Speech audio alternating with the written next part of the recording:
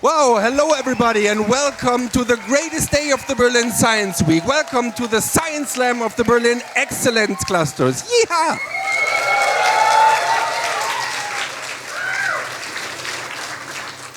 It's so good to see you. My name is Jalkh and I'm the host tonight. And I'm looking forward, as all of you will do, to 2 hours of magical science. Yeah! So this event tonight is presented by the 7 clusters of excellence of Berlin, and I want to name them to you.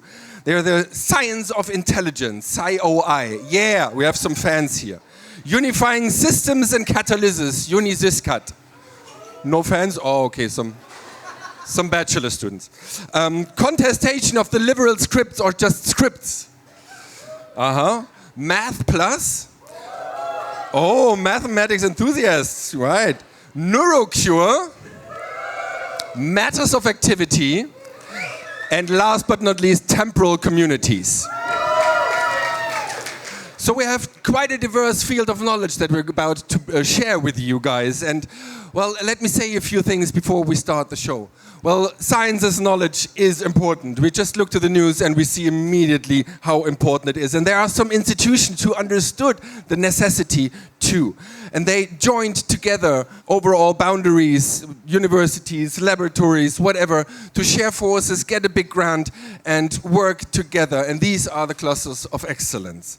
And we have representatives from all of these 7 clusters of excellence today here, and they will show that there are some people who work 24/7 on, increasing the knowledge on this planet and to make the world a better place. And they want to share it with you, but they don't want to share it in boring technical talks. No, we're in a science slam. Who of you has not been on a science slam? Who is a newbie? Okay. And who has been to a science slam at least once before? Twice? 3 times? More than 4 times? Okay, so you explain the concept to the others, right? No. No, the science slam comes with 4 rules. And the first one is quite simple. The people here on stage are only allowed to talk about their own research, right? We don't want to run into copyright problems or something like that. They have to do it in an understandable way. And they have to do it in an entertaining way. And last but not least, most important, because they're scientists and they don't stop talking, we have a time limit. We have 6 people presenting, each has 6 minutes to present his or her research project to you, okay? And why the entertainment part? Can science and knowledge be entertaining? Yes, it can.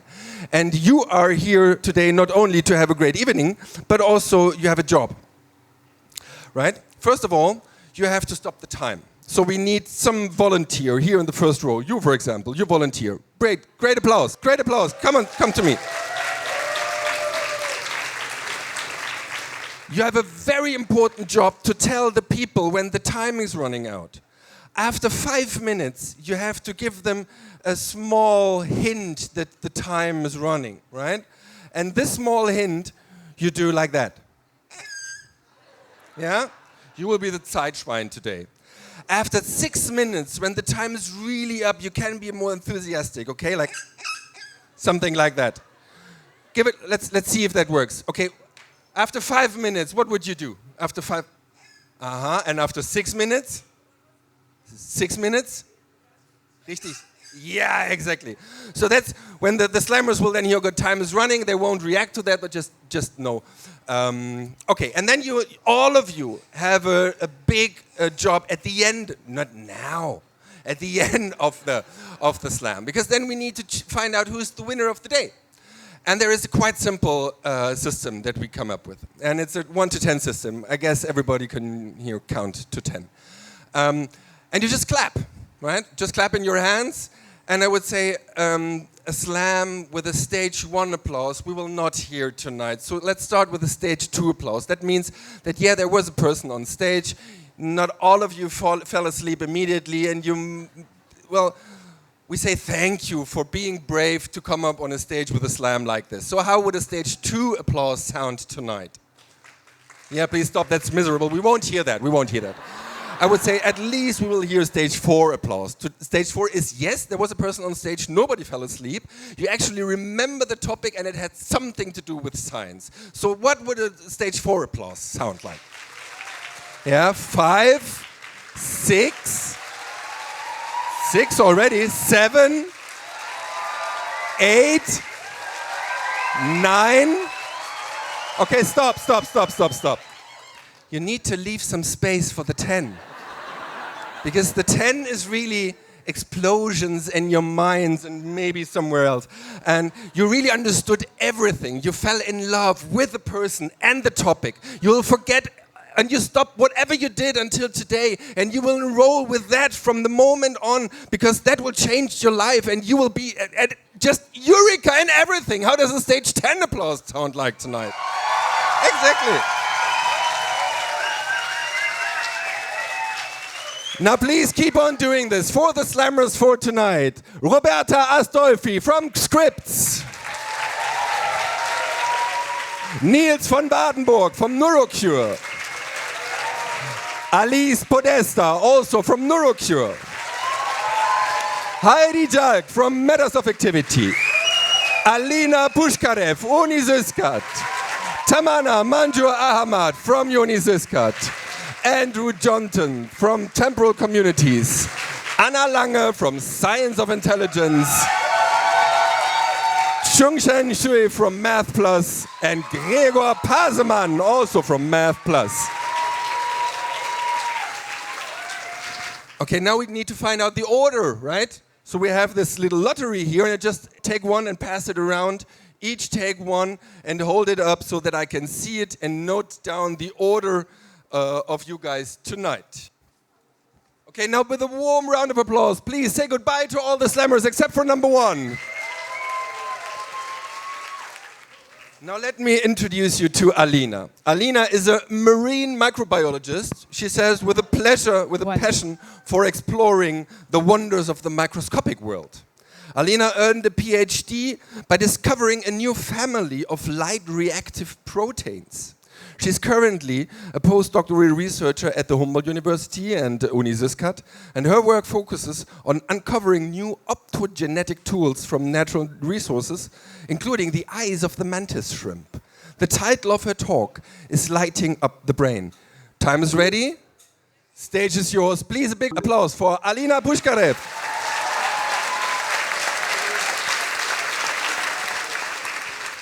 Okay, hi everybody. And first of all, viruses in the audience will be deploying some lights into the crowd. So please, yeah, good.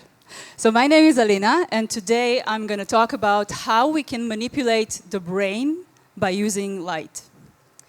So in a lot of problems in the brain, what actually happens is that some neurons are lazy. They're just not working well enough. And in order for them to work better, we need to activate them. You think about them as having their volume too much down. So we want to up the volume of these neurons. And today in medicine, the way that we do it, we either use medicine like drugs, that up the activity, or we can use electric stimulation in order to activate certain neurons artificially. But what if we could turn up the volume of these neurons by using a remote? So how does a remote actually work? So when you want to turn on the volume on the TV, you use a remote which actually generates a light beam of infrared light which hits a detector on the television, and the volume turns up. So if we would think of the brain as a television, and I have a remote in my hand here, so what actually we're just missing is just one thing, which is a light detector on the brain. This is the only thing. And luckily in nature, we actually have a bunch of light detectors. You're actually using light detectors right now to look at me. You have light detectors in your eyes.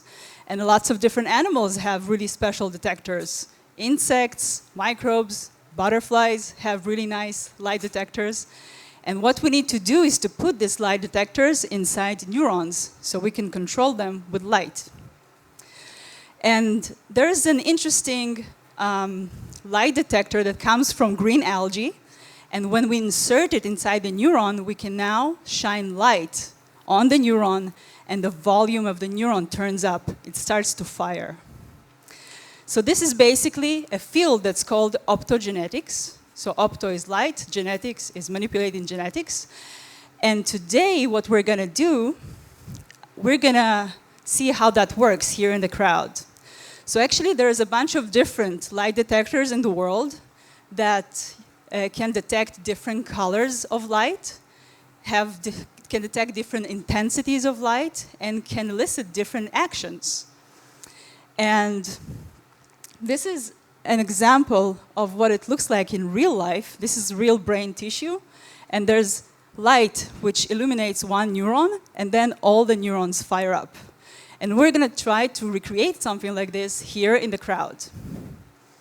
So, 120 of you, I hope by now, received lights. Can you show me these lights, please? Put them above your heads. Oh, yes.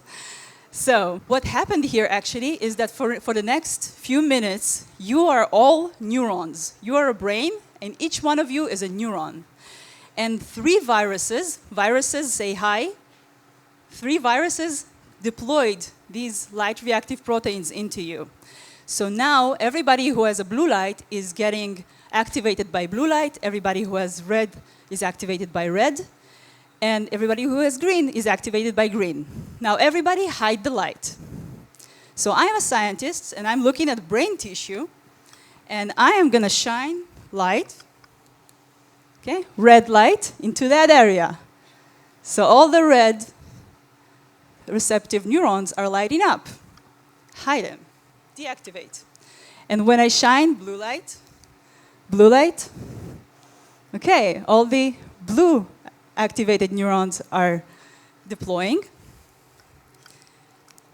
And when I have green light shining over there, we have the group of neurons that are activated by green light. So what happens if I take green light and I shine it over here? Good job. Only the green activated one is activating because you are only activated by green light and the other ones shouldn't react. But in optogenetics, we can also stimulate 2 lights at the same time. We can have green and blue and activate green and blue.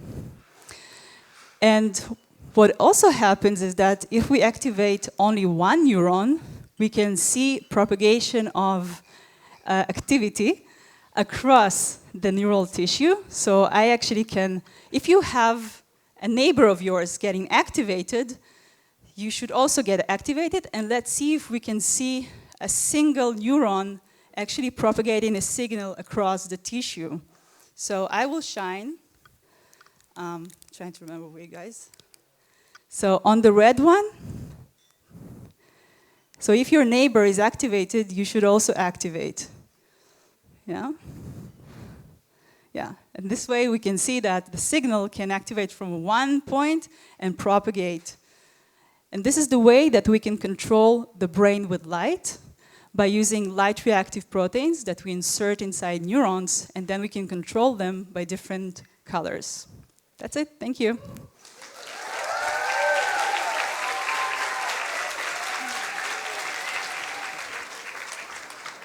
Thank you, Alina.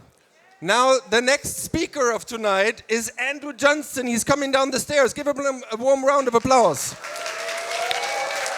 Andrew is a professor of medieval and Renaissance English literature at the Freie University, and he's one of the 2 co-directors of the Classes of Excellence Temporal Communities. His special fields of interest are pre-modern temporalities, medieval aesthetics, notions of globality, and the entangled histories of pre-modern art and literature.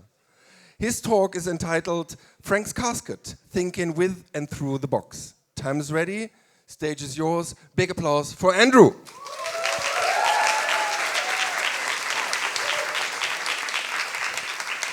Right. I'm probably the oldest person amongst those speaking today, and that's a good thing. It's off. It's off. Close to the mouth. Well, you see, that's exactly the point I was making. I'm not only the oldest person, but the least one who's knowledgeable about technology, okay? So we'll keep it very, very simple, and I'm going to take you to a place where technology didn't really matter very much.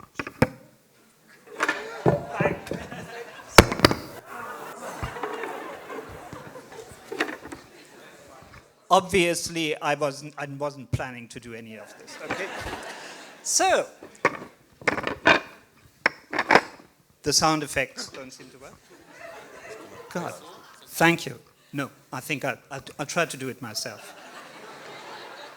Having sufficiently humiliated myself in the first 2 minutes, I think I'm going to use the next 4 minutes to actually say something sensible. What I'm going to describe to you today is Frank's casket, namely the object I have here. It's in the British Museum. It's 1,300 years old. It's from northern England, and we don't know who made it. We don't know what it was made for, but we know what it is made of, namely whalebone. It's covered in pictures, and it's covered in lettering.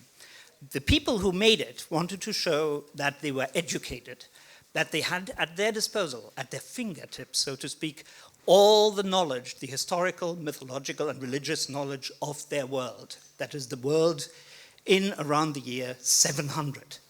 Now, these people were not rich by our standards, and they didn't have technology. So this is hand-carved, and most of it is actually lost. So what we get is only the basics and the bare necessities. And now, I will try to get this to work. And work it does. So here we have an image of Frank's casket, covered as it is in lettering, script, in images.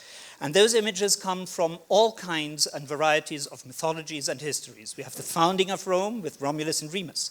We have the birth of Christ, depicted in a style that would have been fashionable at the time in Constantinople, which was a very cool thing to do in northern England in the 8th century. We have the conquest of Jerusalem by the Romans. We have Wayland the Smith, an ancient Germanic legend, which takes the owners of this casket back to their own prehistory. So what they seem to be doing is depicting the whole world of history and myth in one item. Usually we know what they are depicting because they tell us. There are descriptions, either in runic or Latin script, or else in English or in Latin. So they use different scripts and different languages. 2 different languages, 2 different scripts. In some cases, we are not capable of really understanding what they're showing us. In other cases, we are. In one case, we actually have 2 different options. And that's the one I'm trying to describe to you today, namely the lid of Frank's casket. On the lid of Frank's casket, what you can see is a scene of battle. It looks as though a city was being conquered or attacked by enemies. And in this picture, you see writing, very much on the right-hand corner at the very top. I think we can even enlarge it. No, we can't! I've given away my principal visual joke, so please, forgive me. If you've ever known what it is to ruin a punchline, that's the way to do it. Now, what we have here is 2 possibilities. The word you see at the top, right-hand corner, can mean 2 different things. It's a runic inscription, and the runic inscription would be pronounced Echeli at the time. And Echeli in Old English could be Egil, which is a Scandinavian name of a Scandinavian hero, or it could be Achilles, the great hero of the great Greek hero who was killed before Troy, before the walls of Troy. There he is, Brad Pitt. Now, the wonderful thing about this is that there's a long tradition of debate. Something like 90% of the scholars think this must be Egil. It's runes, it's Germanic, it must be Scandinavian. Come on. There are 10% of scholars who think, no, this is fascinating, because we don't have a story about Egil being defending that city or attacking the city. So what could it be? It could be Echeli, meaning Achilles. In other words, this image would take us to Troy, as we have seen. Brad Pitt, sorry, other way around. Here we have him again. Why does this matter? It matters to me, or I think it matters, because the very conversation that's going on, this kind of conflict between either Troy or ancient Germanic legend, is a very modern approach. It's the approach we bring to this casket as modern readers and interpreters who think we have to decide in favor of one or the other. But now what I'm interested in as a literary scholar, and many others like me too, is actually to look at this from a medieval perspective and to realize that this image could actually be a living riddle, not to be solved. That it could be not either or, either Troy or ancient Germanic legend, but in fact both and. And why does it matter to know this? It matters because in this case, we would be understanding a completely different mode of medieval thinking as expressed in a visual riddle. And that actually matters to us in a world where people like Donald Trump are trying to tell us that there's either right or wrong, one culture and identity or the other, and that we have to choose. And this image shows us we don't have to choose. It could be much more interesting to have a system of signification where you don't choose.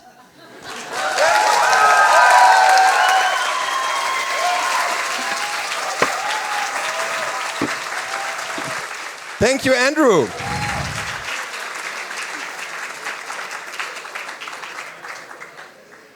Now, the next slammer of tonight is Roberta. Roberta Astolfi is a political philosopher and an expert in the history of Italian politics. Her research focuses on populism and technocracy, while she currently concentrates on politics, aesthetics, and pop culture.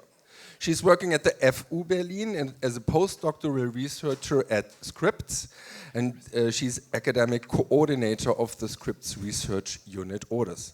The title of her talk is Politics and Aesthetics, Challenging the Borders of the Social World. Please, big applause for Roberta.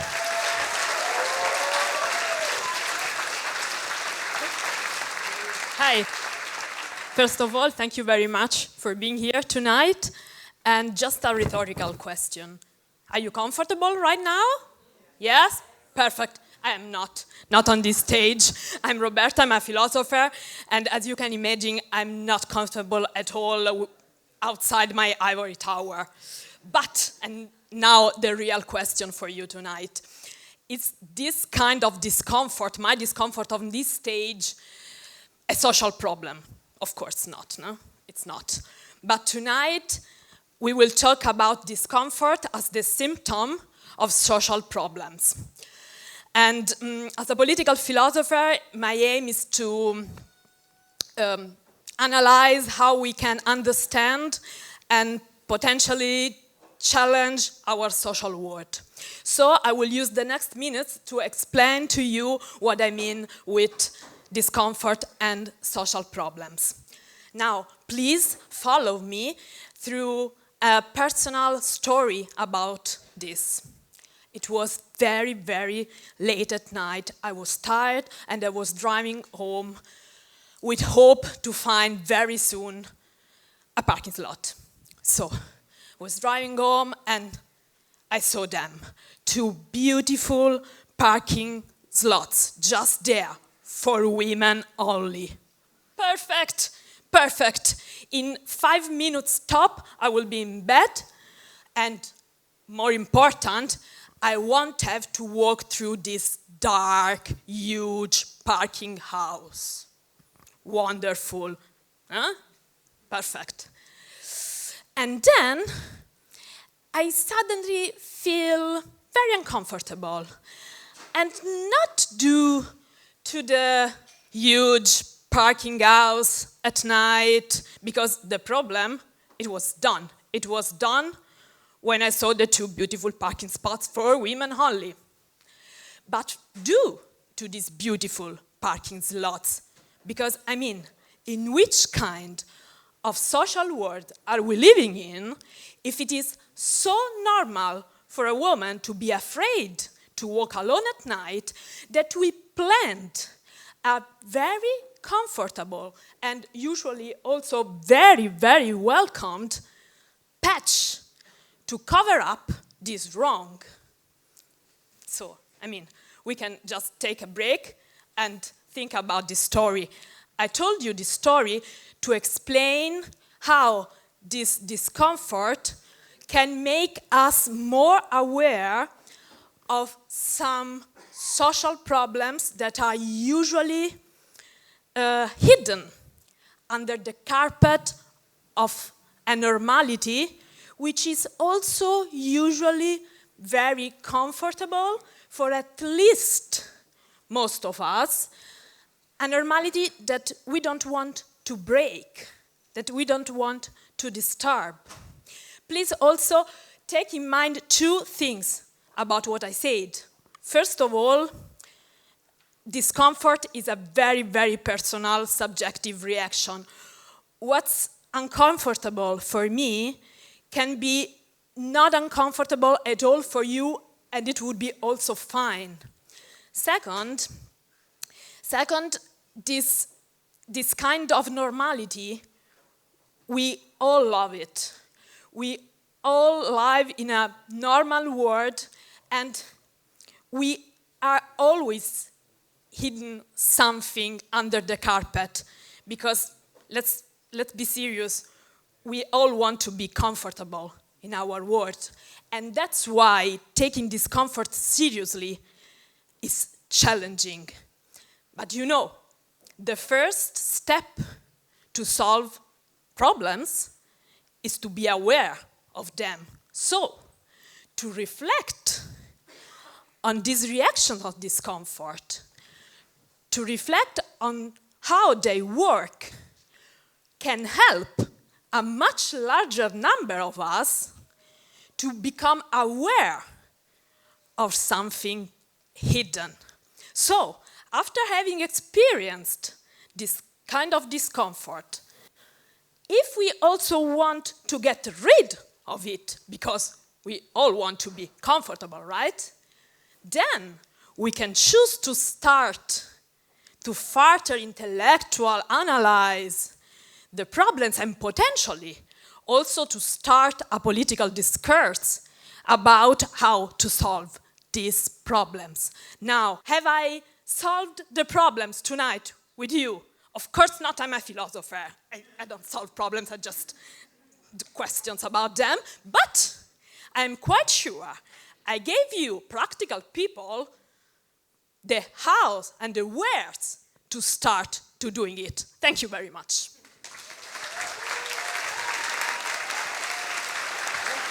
Thank you, Roberta Astolfi.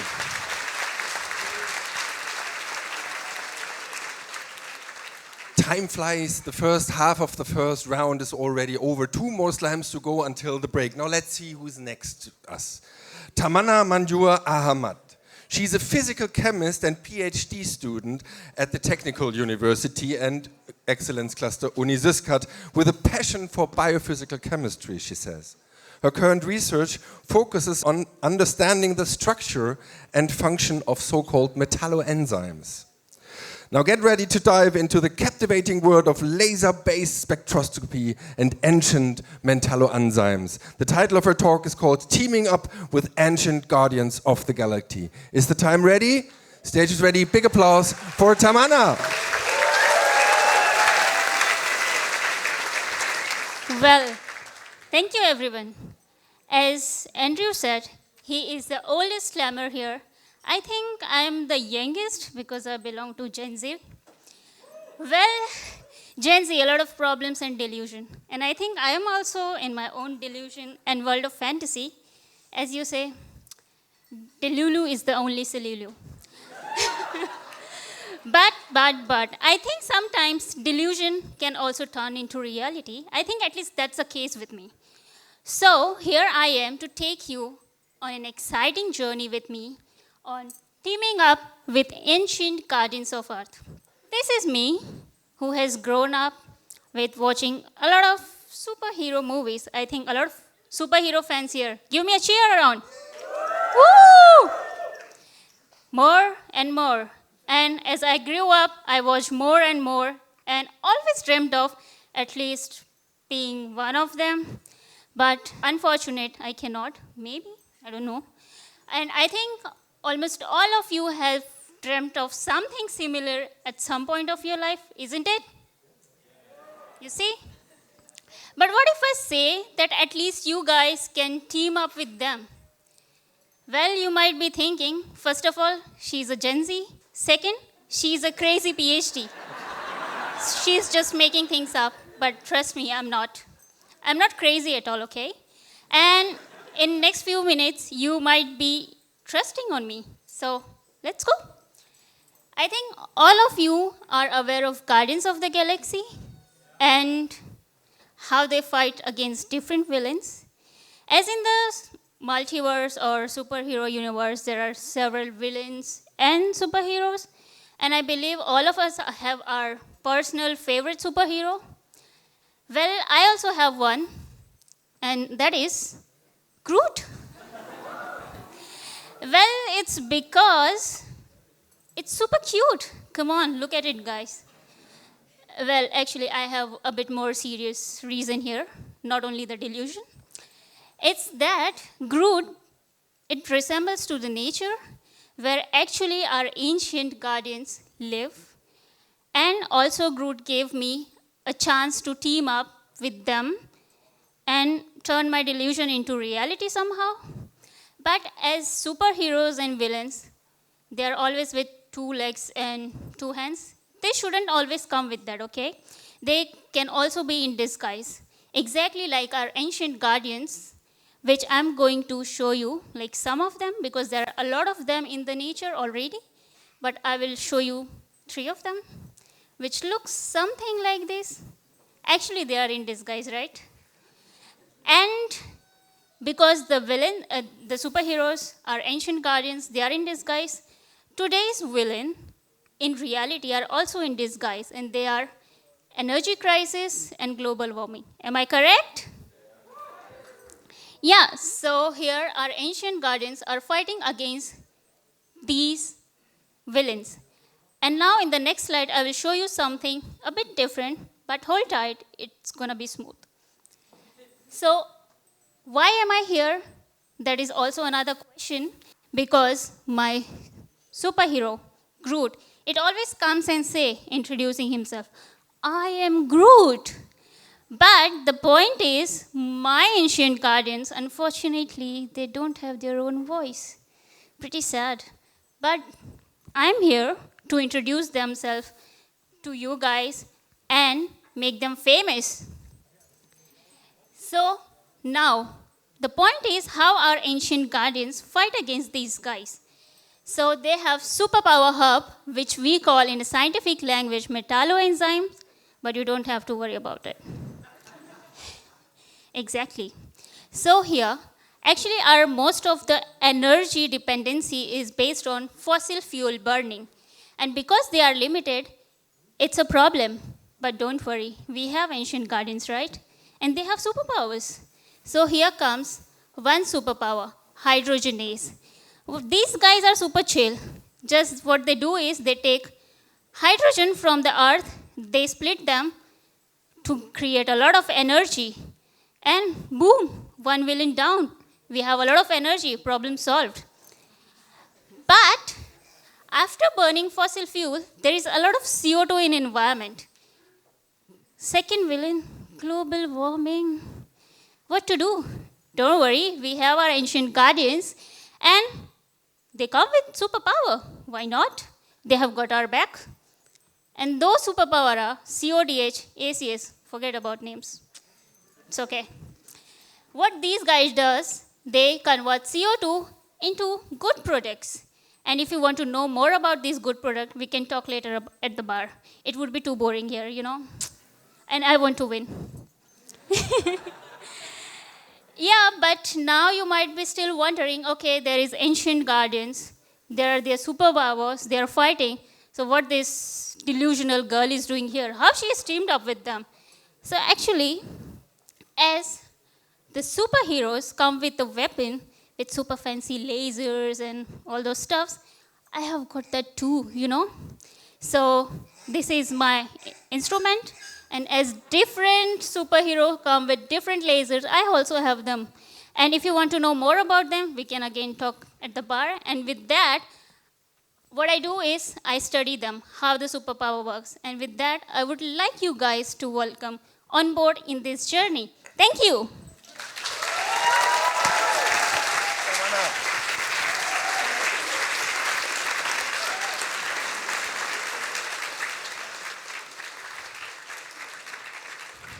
They all stop talking when I come. I wanted to really throw them off the stage, but let's see. if the next speaker of tonight takes some more time. The last speaker of the first round is Alice. Alice Podestà is currently working as a PhD student at the Charité as part of Excellence Cluster NeuroCure.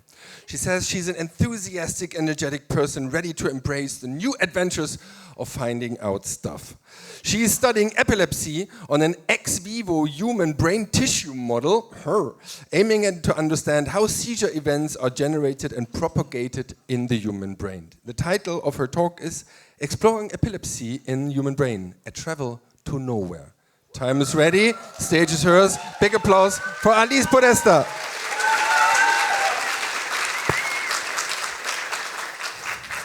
Thank you everybody for being here. I hope you are having a great time. My name is Alice, as he said already, and I am studying neuroscience here in Berlin. I'm studying epilepsy.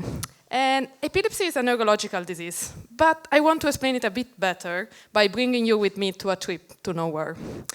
And when I say nowhere, I do mean nowhere, because this is where we are going tonight. Oops. To nowhere. Okay, more laugh than expected. Nice, nice. Well, for the one of you who didn't get it, this is a German joke. And this is what Germans believe. Let me explain it to you. Bielefeld, it's a city, and it's in Germany, but Germans believe that it does not exist.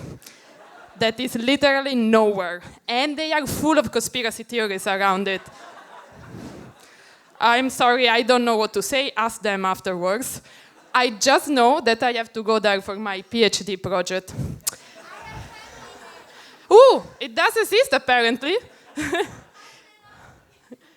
Yeah, but this city is literally nowhere. Why do I have to travel there for my PhD project? It's quite of a long way from Berlin.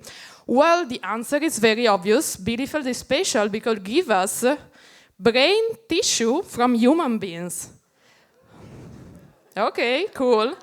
Maybe a bit disgusting, but I assure you, I'm not a zombie undercover. I take the human tissue to study it.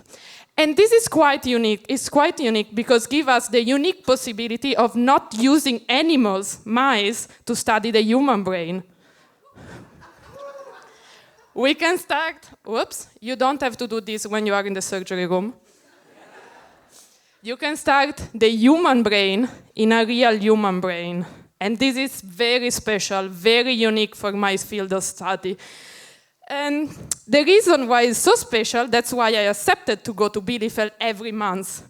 Because guys, this is literally my PhD project. Me, I have to go to take my cute little car, my bottle filled of physiological solution, and I have to travel all the way down to Bielefeld just to ask to a surgeon if I can please have that juicy piece of brain that is just extracted from the skull of somebody that is still alive afterwards, I swear. And then I have to turn around, go back to Berlin, and do experiments with it. This is my life. Fun. And at least I do have a car, because imagine if I have to do all this with Deutsche Bahn. Yes, I know. Okay, so now we do have human tissue, human brains. How do we study epilepsy with it? Stay with me with the metaphor of traveling here, okay? So if we imagine the brain to be like a country, like Germany, for example, we can imagine that the neurons inside the brain are like cities. And cities are interconnected through roads. And in the same way I am going back and forth from Bielefeld to Berlin all the time, also neurons send each other informations. So neurons do use some roads to communicate. And they do it by using electrical signals. And the cool thing here is that I can look at that electrical signal. I can study how they communicate. And in a normal situation, something that looks more or less like this, everything is fine, everything is normal, that's how we think, that's how we move, that's how we enjoy the science slam, right? But when it comes to epilepsy, the situation gets a bit more chaotic than that. Because epilepsy is like a huge traffic jam in the roads of neurons, okay? It's like a huge wave of electrical signal that is passing across your brain and is creating a lot of problems for for patients, for people that do have epilepsy.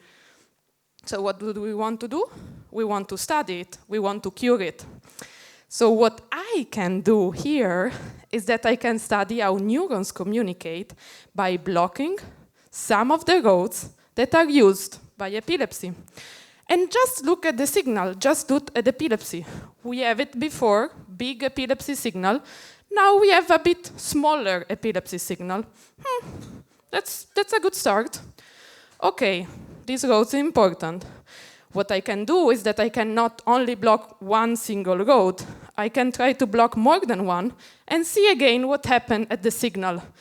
Okay, epilepsy is still there, but it's only one epilepsy. Let's call it like this, one epilepsy. But it's shorter. We are getting closer. Okay. And then eventually, when I do manage to block the right combination of roads, what happened? Well, I also block epilepsy. Boom, epilepsy is cured.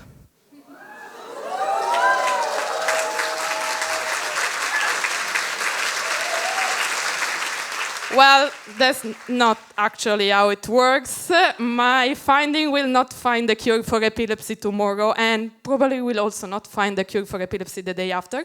But they're telling us something very important, something about the roads that epilepsy used to communicate. So, which roads we should try to block to find a cure for epilepsy. So they will find the knowledge that will bring up a step closer to the cure for epilepsy. Because this is science. It's just a small step that will make a huge difference in the future. Because in the future, we will find the cure. So, and all this knowledge was acquired just thank you to the fact that we went to Bielefeld to take a small piece of human brain with a little trip to nowhere.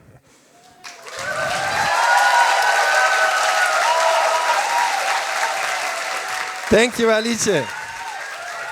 Before I leave the stage, I really have to say thank you to all the people of the Human Brain Project, because this is not only my work, this is a collaborative effort. So a big applause for everybody of us.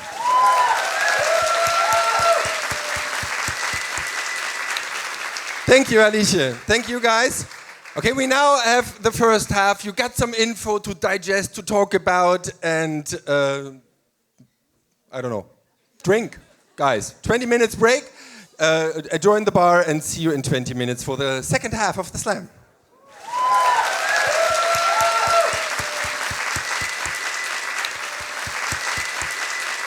Yeah!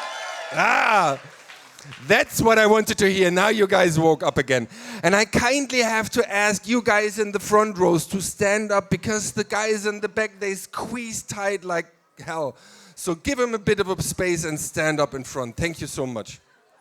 Okay, the second half. We still have 5 slammers to go. And I would like you to welcome the first of those here on stage. His name is Gregor Pasemann. He has a background in mathematics and IT. And as a statistician, he enjoys to dismantle different types of noise in search for the underlying signal. He's got a PhD from the Technical University, and currently he's working as a postdoctoral researcher at Math Plus at the Humboldt University. His research focuses on, now I have to take a breath, estimation techniques for stochastic partial differential equations and their application to biophysics. And now everybody, yeah, the title of his talk is How to Get Rid of Your Potential. Is the time person ready? Yes, wonderful. Time person is ready. Stage is yours. Big applause for Gregor. So, warm welcome from my side. My name is Gregor. I'm a mathematical statistician interested in cell microscopy data. Imagine your partner's cheating on you. You're not 100% sure yet, but there's some evidence. There's this revealing text message. There are 4 heart emojis, and we all know that's a lot of data, right? So it may be time to approach your partner and tell them about your ideas. What do you think? How will your partner react to your accusations? Any ideas? Yeah? No? Yes? No? Yeah? Okay, different things. I tell you, according to my personal experience, what she will say is, okay, you may have some data, but do you actually have a good model? And you say, of course I have a good model. You're cheating on me. This explains the data perfectly. And she says, yeah, but how accurate is your model? What do you mean, how accurate? I don't understand. But look, there's even more data. And you're right, if you have more data, then the precision of your prediction tends to get better. This is natural, but it also depends on your model. So if you have a wrong model, this may lead to issues. So tonight, let's look a bit at the connection between the model and the precision. That's the big picture. Yeah, so everything nice so far? But Science Slam is about own research, so we have to move, I'm sorry, to move a bit into the direction of weirdly specific details. So let's look at a certain kind of data from biophysics. It's cell microscopy data. It's very beautiful, it's hypnotizing, and it moves. That's beautiful, isn't it? And there's a lot of structure in it. Yeah? So when you try to build a model for the data, it needs to be powerful enough to somehow capture all the structure. To be honest, I'm a mathematician, so most of my time I'm working with a model, not with the data.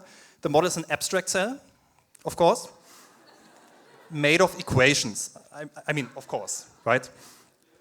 And to explain you a bit how this works, there are two basic ingredients in this system of equations, which we call diffusion and reaction. And just to illustrate to you how these forces interact, let's switch off the blue part. So we drop the reaction term and look at the simulation, which has only diffusion, only the red part of the equations. It looks a bit different.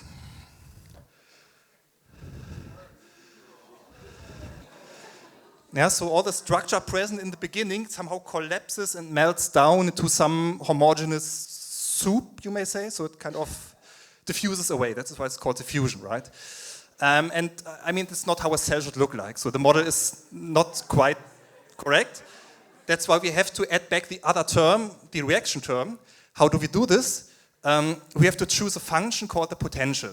The potential is just a fancy name for a mathematical function. So, and depending on the form and the structure, we add some specific structure to our diffusion soup to get back the cell. Here are some examples. If the potential is too simple, it's still very close to this diffusion soup. Not much is happening. If it's a bit more complex, you see some patterns emerging, and these we can use to model the data we have seen in the beginning. So this is actually the thing we are interested from our modeling perspective. But you can choose some really, really, really complex potential, and this class of models is powerful enough to generate everything. So you have to be a bit careful. Yeah, so it's a powerful class to describe this kind of cell microscopy data. Okay, so now let's be even more specific. I'm sorry. We talk about model and data, right? So models are never correct. Models are always just an approximation of reality, and the question is, how big is the error of the model, first? And second, does it hurt? So is it actually a problem that we have an error? So imagine you have a cell and you're interested in estimating the speed of diffusion inside that cell. It's a specific question, yeah, but it's something you can ask. But you have a problem because you forgot your potential at home, which means instead of this happy cell, your model just gives this diffusion soup, the other thing we have seen. So the model error is obviously really big. I mean, they look very different. Is it a problem? Surprisingly, it's not a problem. It turns out that if you increase the resolution of your microscope from low to very, very, very high, the effect of the missing potential on estimating the speed of diffusion vanishes. Wow, okay, I told you it's specific. Some of you may agree it's a specific statement. Why is this cool? Coming back to our big picture, this gives us an example of a model which is terribly wrong, but still leads to precise predictions in a certain way. That's interesting. So you may approach your girlfriend and say, look, my model of you cheating on me may be wrong, but my conclusion of you cheating on me is correct, right? Please don't do this. I mean, sometimes you have to acknowledge that reality can be much more colorful than any prediction. Have a wonderful evening. Gregor Pasemann.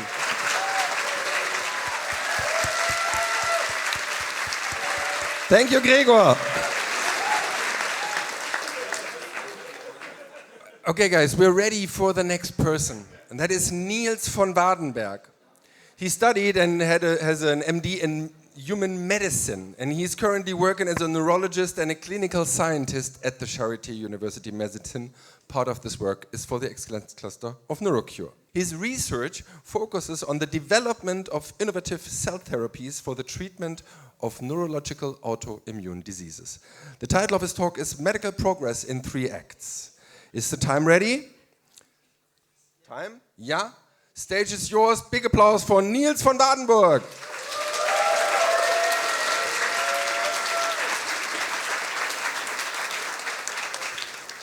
Hello everyone, I'm Nils, I'm a neurologist, and I'm very happy to be here today. And just a brief disclaimer, the whole story is made up. So the story is not true, but the science is true. I would like to take you on a journey through time today. We will hear the fate of the 25-year-old Hsueh, and each time it has a different ending. So the journey through time is entitled Medical Progress in 3 Acts. So let's start with the first act in 2005. Hsueh is planning her vacation. She's a medical student at Charité University Hospital, and she wants to travel to Spain with her boyfriend Alex. And during the planning, she has increasingly difficulties with concentration. And one evening, they want to meet in her favorite restaurant, but she doesn't show up. And Alex gives her a ring, but she doesn't pick up. And what's he doing? He drives to her apartment, and rings the doorbell, but also there, she doesn't open. So luckily, he has a key. He enters the apartment, and he finds her in a completely devastating situation. She's yelling at him, "Who are you? What are you doing?" And all of a sudden, she has an epileptic seizure. And Alex is calling the ambulance. The ambulance is bringing her to Charité, and there she has several seizures in a row. So the doctors have to put her into artificial coma, and she's admitted to the neurological intensive care unit. And there, the attending neurologist, Dr. Hoffman, is doing the regular diagnostic procedures, so an MRI scan, laboratory tests, and he suspects a viral brain inflammation. So he starts treatment with acyclovir, an antiviral drug, but unfortunately doesn't work, so the viral tests are negative. Her situation deteriorates, and very sadly, her condition deteriorates and she dies eventually. That's hard, I know, but I said it's made up, but it could be true. So like, it happened 20 years ago. Now, Act 2, we are now in 2018. It's the same situation, but this time Dr. Hoffman has, after a few hours, the lab results that virus encephalitis is not the case. So the tests are negative early on, and he knows there is an alternative disease showing with the same clinical picture, and it's called NMDA receptor encephalitis. It's an antibody-mediated disease that is caused by antibodies against the NMDA receptor, a very important receptor in the hippocampus and else in the brain. And antibodies are produced usually by B cells, and they protect us from pathogens such as bacteria, viruses, fungus, and so on. But in certain situations, caused by an ovarian teratoma or herpes simplex virus infection, or unknown reasons, make those B cells produce antibodies against the NMDA receptor.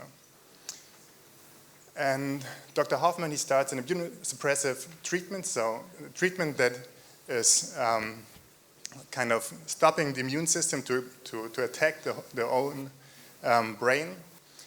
And this is really like, it's functioning well, but it has a downside that, one, it's not perfectly effective, and secondly, she has several infections, Hsueh, and she's on the ICU for several months. She will return home, so she survives, but her brain is so damaged that she cannot continue her studies. Coming now to this third act, we're traveling now into the future, 2030. Same situation. We find, or Dr. Hoffman finds the NMDA receptor antibodies in the cerebral fluid of Hsueh. And colleagues and me, we thought about how can we improve the function of the treatment and on the same side reduce the side effects such as infections, like life-threatening infections. And we took a piece of the NMDA receptor and we set it onto T cells, and T cells are very good at killing cancer cells, infected cells, and so on. And we named those cells chimeric autoantibody receptor T cells. And those T cells detect specifically the disease-causing NMDA receptor reactive B cells. They secrete cytokines and other molecules and induce apoptosis of the cells. That means that those cells die. And we tested whether this is really working. So we made those NMDA receptor antibody-producing B cells glow, injected them into mice, and treated them with our AA CAR T cells. And as you can see here, on day 20, there is no glowing in those animals, so no NMDA receptor reactive B cells are left.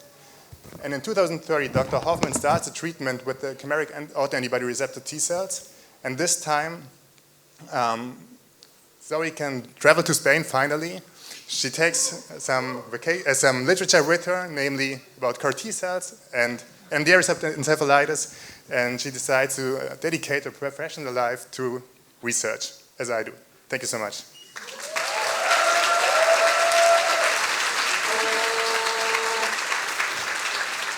Nils von Wardenburg.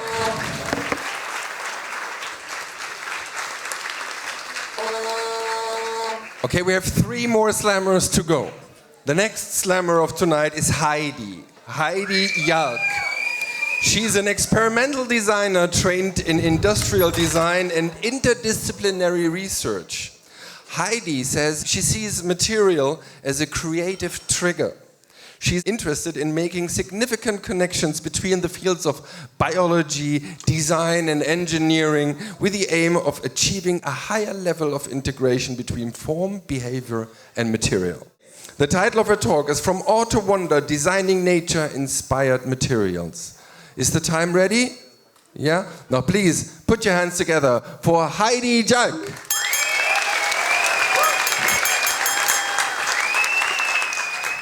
Thank you all for being here. This is kind of intimidating, all these scientists. I'm a designer. My name is Heidi Jalkh, as Joachim just mentioned, and I'm an experimental designer working on nature-inspired material design. And this plant is dead. We were talking about death just recently. So why is this interesting and inspiring for me? So this plant has been studied at the Max Planck Institute. It's called an ice plant. It comes from Australia. And the interesting thing is that this plant can move even though it's dead. So it's not connected to the plant itself or the tree. And being dried, it can still open and close its leaves to disperse its seeds when in contact to water. And that comes of interest because it's something that can be transferred as a passive mechanism to human-made materials. So in a way, this plant can have the material, the shape, and the behavior all mixed into one. But how does it do it? So this is our scheme of it. So this plant has a hygroscopic keel. It's called like this. And in there, it has a cellular structure that when it comes in contact with water, it expands, those cells expand, and that expansion creates an out-of-the-plane movement. So imagine that the hand is the plane, coming up from it is getting out of the plane. So the cell's expansion is creating this out-of-the-plane movement, and that's interesting to me because of what I'm gonna do afterwards. Moving on, different topic, auxetic materials. Do you know what auxetic materials are? Anyone in the room? Okay, there's one over there. There's an engineer over there. So auxetic materials have this property that when you pull on them, they expand transversely to the force applied. And that's very weird because usually materials get thinner when you stretch them. But there's this thing about structure that is making this material behave in a different way. So we have here the same base material, we're using rubber, different cell shape, and that is changing the behavior. So this comes now like an idea, okay, this cell is making the material to behave in a different way that it can chemically do. So then it's like, okay, then I can design behavior through shape. Maybe I can do this as a designer.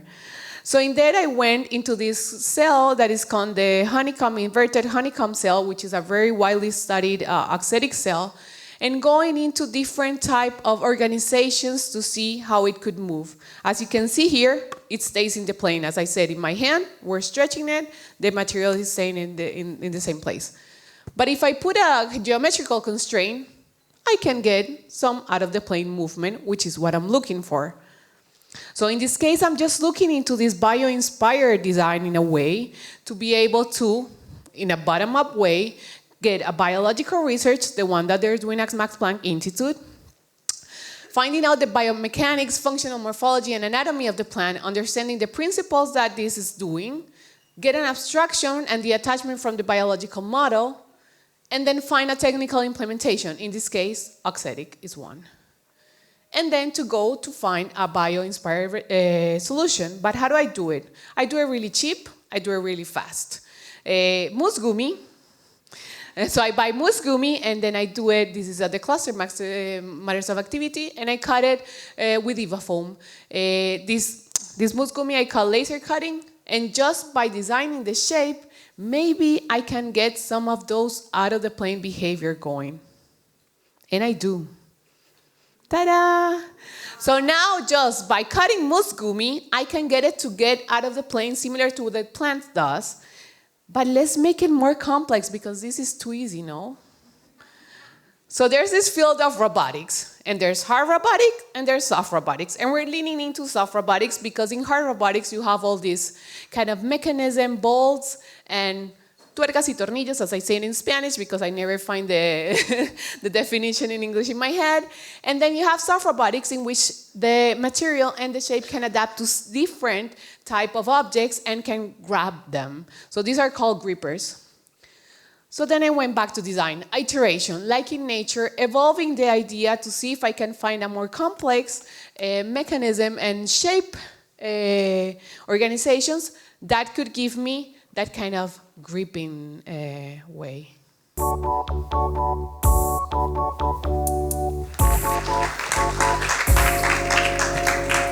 Now I can pick up cookies with my material that is very cheap. It's made out of moose gummy.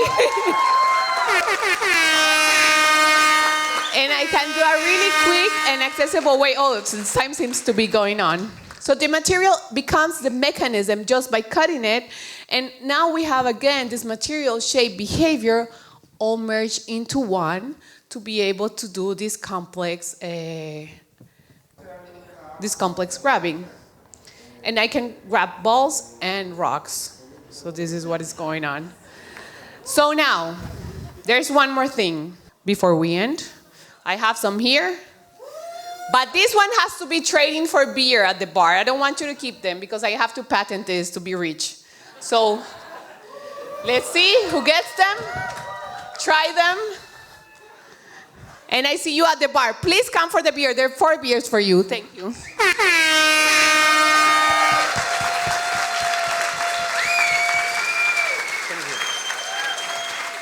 Heidi, Jalkh.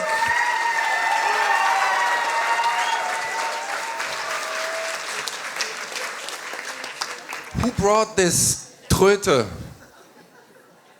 Anyway, this is what I call motivation. Now, next slammer of... That's what I'm talking about, exactly. Next slammer of tonight is Chun-Sheng Hsueh. He is a PhD student at the Humboldt University for the Excellence Cluster Math Plus. Before returning to Berlin, he first did his master at the FU. Before that, he completed his bachelor in mathematics in Taipei. He has been a big fan of natural sciences in his teenage years that he spent here in Berlin, and he dreamed of being an astronaut. Sadly, this didn't come true. He is now exploring spaces from a topological perspective. The title of his talk is Building Blocks for the Fourth Dimension. Time is running. Big applause for Jun.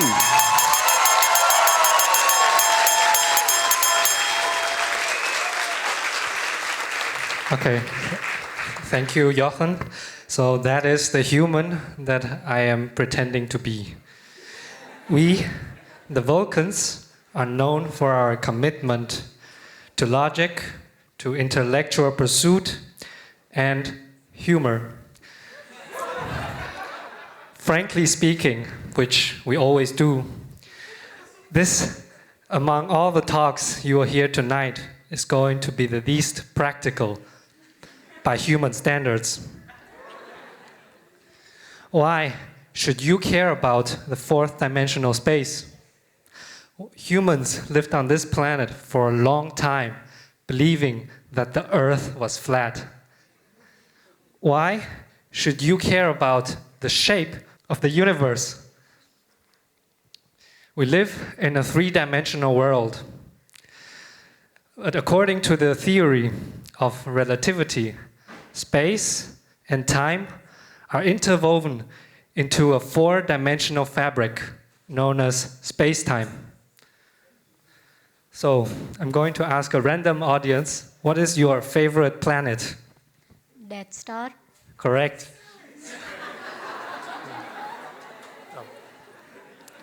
Okay. So, to your disappointment, Death Star does not really exist. It is just a human cultural icon. However, we can compare the construction of the universe with assembling a Lego Death Star. Just like everyday objects, the Death Star consists of molecules and atoms. In particular, it consists of 3,803 pieces. I am Chun-Sheng, and my mission here on Earth is to study the topology of four-dimensional spaces to help humans navigate through space. And now I ask you to join on a journey where we boldly go where no one has gone before. To study complex phenomena, it is only logical to break down, to study them in piece by piece. It is often helpful to decompose a big problem into its simple pieces. In fact, four-dimensional space consists of simple, fundamental types of building blocks. Humans, they go to university to study more about the universe.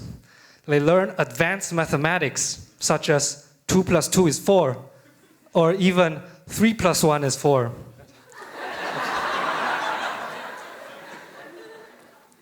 Humans, they publish long manuals on how to construct things that do not exist. Humans, a species that experience strong emotional frustration when facing the unknown. Just remember, complicated things are built up of simple things. So, a smart human came up with such diagrams to represent the construction of four-dimensional spaces. The interesting math lies in how and where you put the simple pieces together. So, next time, when humans become smarter and wiser at selecting their leaders, I will tell you more about how we, the Vulcans, travel through space to Enterprise. Here's the first commanding officer, one to come up. Berlin, live long and prosper.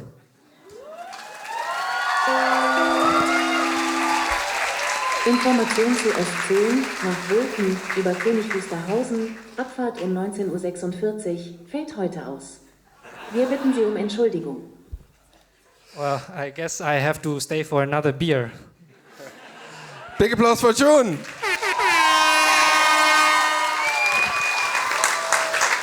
Thank you.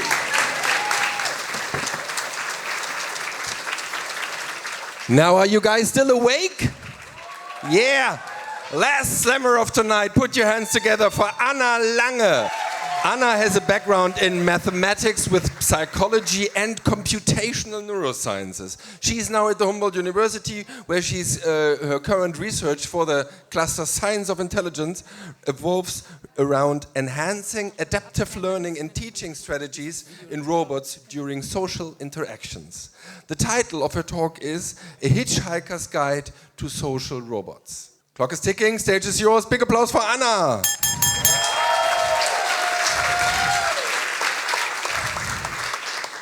So in a not too distant future, imagine this. You stumble into a hospital emergency room with a broken arm because quite naturally you tried saving your house from being torn down by a yellow bulldozer. And as you clutch that arm in pain, a cheerful robot rolls up to you, chirping, "Hello there, how can I help you today?" Sounds bizarre, right? But I know this not to be too far-fetched, because Charité is currently running a pilot project into social robots for emergency services, and it's actually in the current Spiegel edition. So social robots, robots that are designed to interact with us in a human-like way, are actually popping up in places all around us, like restaurants and museums. And as these plastic pals are getting ready to become part of our lives, I'm here today to provide you with the Hitchhiker's Guide to Social Robots, featuring almost entirely my own research, because that's all I'm allowed to talk about. So you might have already encountered a social robot here in Berlin. Pepper, the robot that I work with in most of my studies, welcomes you to the Futorium. And Pepper is actually a pretty cool robot. It has 20 degrees of freedom, allowing it to perform all of these movements that look almost, but not quite, entirely unlike our own.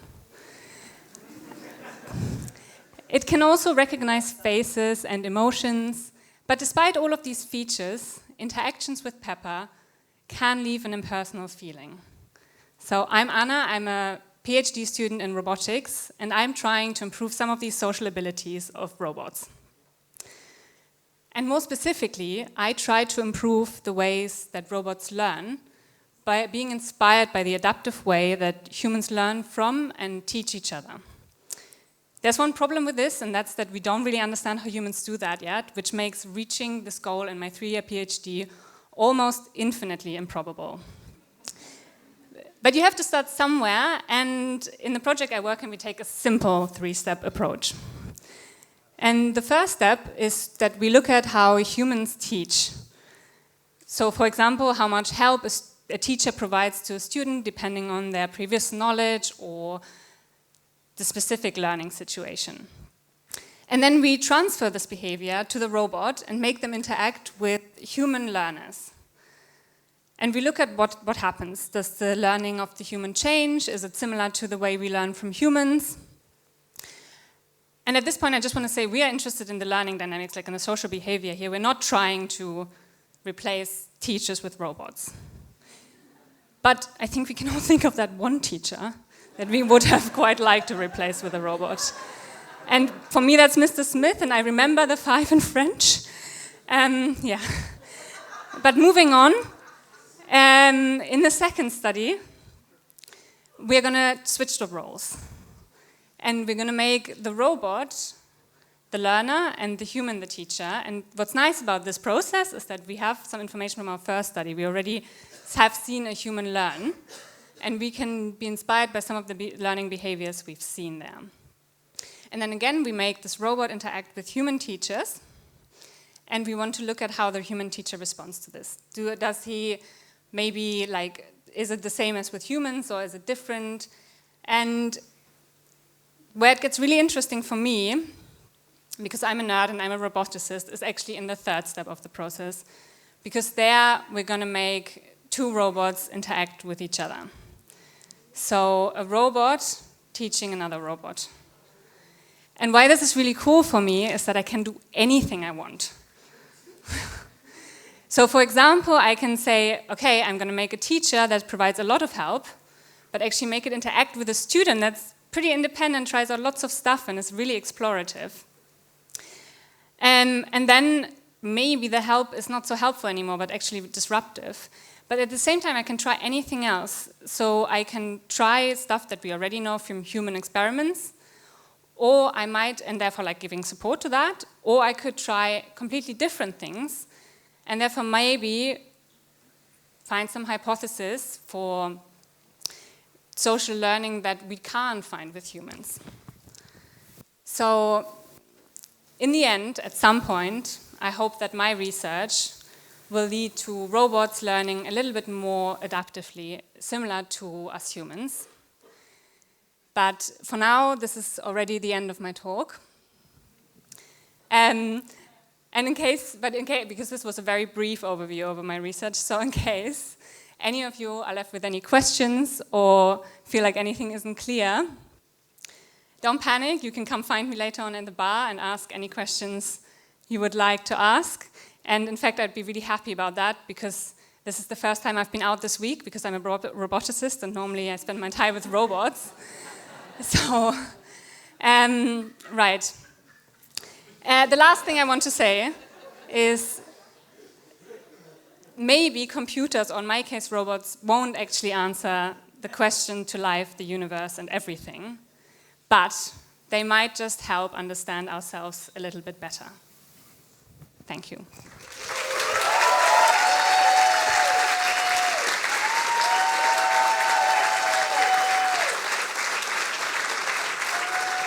Thank you, Anna.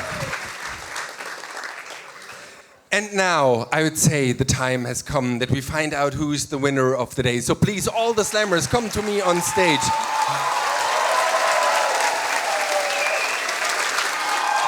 Thank you, Anna. Thank you, Chun-Sheng Hsueh. Thank you, Heidi. Or you think that Nils should be the winner of the day? Then please go crazy now. Gregor here, statistics.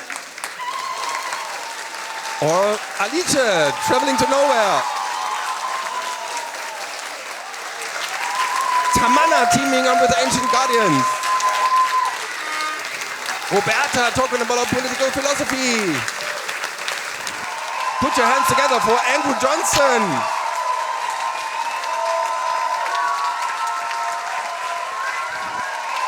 And last but not least, Arlida Pushkarev.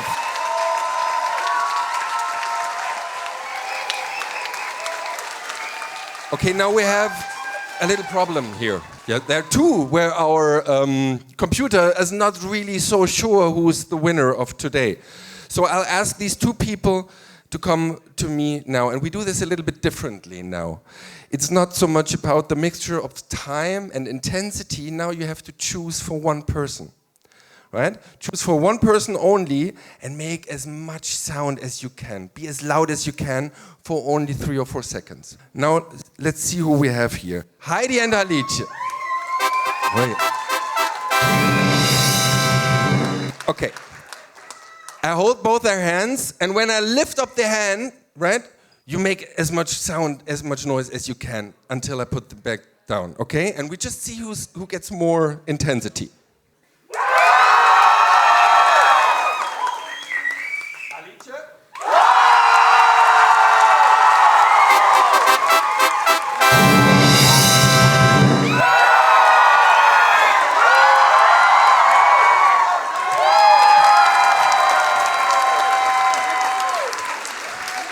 Congratulations, we have a winner tonight. Alice is the winner, Heidi is the second, and we have a number 3, and the number 3 is Chun. Chun, you're number 3. So, where's the bitte? This is for the winner of today, a big goodie bag from Math Plus, a big goodie bag from Scripts for you, and the third big goodie bag for you. The rest of us, you will get a 30 euros voucher from Dustmann, where you can read books, I think. Okay. Well, thank you guys for being here. Thanks for participating in our big slam. Enjoy, stay with us a little bit, have some beer with us, and spend the last days of the Berlin Science Week. Thanks for being here. Thank you guys. Thank you.